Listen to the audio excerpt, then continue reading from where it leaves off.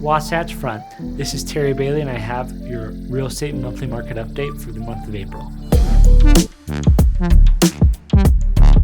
To start off, we're going to compare last year to this year and go over those numbers and what they mean.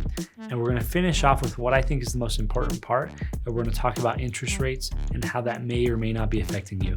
The average days on market this time last year was 26, whereas this year it's 19. So homes are selling a decent amount faster. The average list price last year was $514. Compare that to the average purchase price was $518. So on average, homes were selling about $4,000 more than asking price. Whereas this year, the average list price was $610 and the average sold price was $624. So we did see more than $100,000 in appreciation over 1 year period. The amount of homes that sold in that same time frame last year as to what it is this year is 3,500 and 3,000. So we've had about 500 homes less that have sold during that time frame. That's mostly due to lack of inventory. So what does all that mean today? And how are the change in interest rates going to influence the market moving forward? Now today, and if you look at these numbers, it seems like we're going to continue going up and up and up with, no foreseeable stop in the future. But this is the most important thing that, a lot of the experts I think got wrong.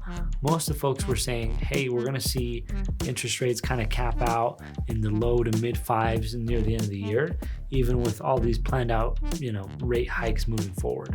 To be honest, that happened in about a 1 month period. If you compare interest rates, what they were in December or even January to what they are today, you'll probably see an increase in 1 to 1.5%. For most folks, that's a difference in $300 to $500 for their monthly payments. And a lot of the people who are watching this right now are going to be like, hey, Terry, but that's not what we're seeing. We're seeing that people are still putting in tons of offers, still writing them very, very strong.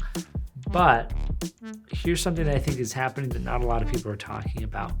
What's happening is these buyers who are out there putting offers, they're basing their numbers off of their pre-qual that they had 3 months ago, 4 months ago, 5 months ago, and they're still writing offers accordingly. But once they have the deal under contract and once they see their new numbers, I think a lot of them are going to have some sticker shock and we're going to see more people back out of contracts.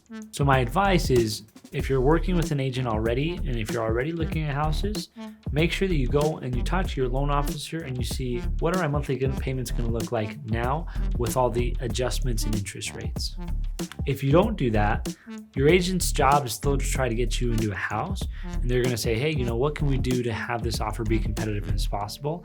And a lot of times that's non-refundable earnest money. So if you're putting in $10,000 or $20,000 or $30,000 in non-refundable earnest money, just to find out that the house is no longer going to be affordable because those monthly payments went up with the interest rates. As for the sellers, if you're looking to sell, I would recommend taking advantage of what's going on now. Again, with what I just explained for buyers, some of those buyers aren't going to do what I just recommended. So you're able to get your house locked up at still record high prices because a lot of buyers really haven't figured out what's going on there. And again, they're still trying to buy with interest rates based on what they were pre-approved for a couple months ago. Now, full disclosure, I'm not 100% sure what's going to happen. I don't have a magical crystal ball, but I do think that we're going to see the market soften up a little bit. Not that we're going to see prices drop or even, take a hit. Just the rate of acceleration is going to go from being a J curve to just going up ever so slightly, because we still have a very real supply issue here, and we still have a very big demand of folks that want to live here in Utah. Now, for those of you who have any questions on what's going on in the Utah real estate market and want a second opinion or want an idea of, hey, what would it look like for me to sell my house in today's market, reach out. We're happy to do a free home evaluation. We'll go over your options and your numbers, and you can decide what's going to work best for you.